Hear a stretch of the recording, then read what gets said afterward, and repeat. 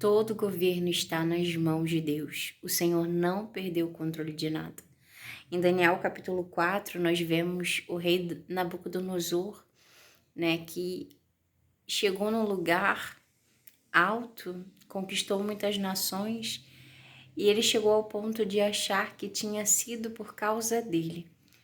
Só que nós vemos o tempo todo na palavra Deus dizer que ele mesmo, o Senhor, o usou como instrumento, que ele o colocou aonde estava para juízo do povo, para juízo das nações.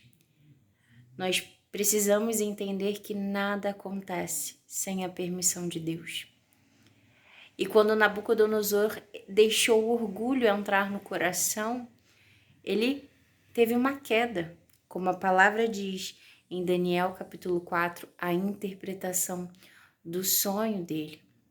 E ele viveu como um animal, se alimentando como animal, vivendo do campo por 7 anos, até que Deus o restaurou. No capítulo 4, no versículo 26, diz: "E como mandaram deixar o toco e as raízes da árvore", isso é a interpretação do sonho.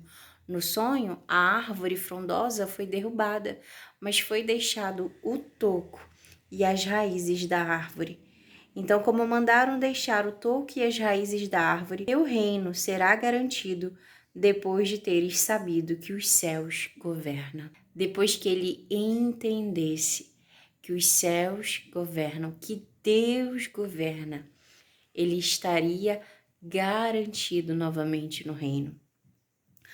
Versículo 27, portanto, ó rei, seja meu conselho aceitável a ti, e abandona os teus pecados, dando lugar à retidão e tuas iniquidades, mostrando misericórdia para com os pobres.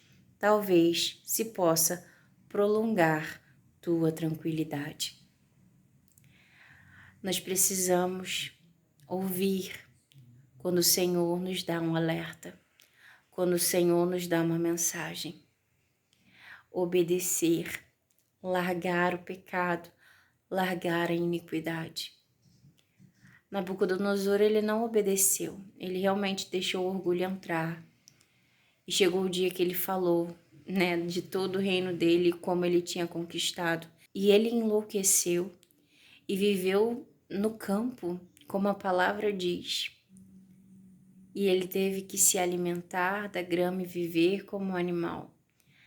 Até que, ao passar de 7 tempos, 7 anos, ele olha para os céus e reconhece o Senhor.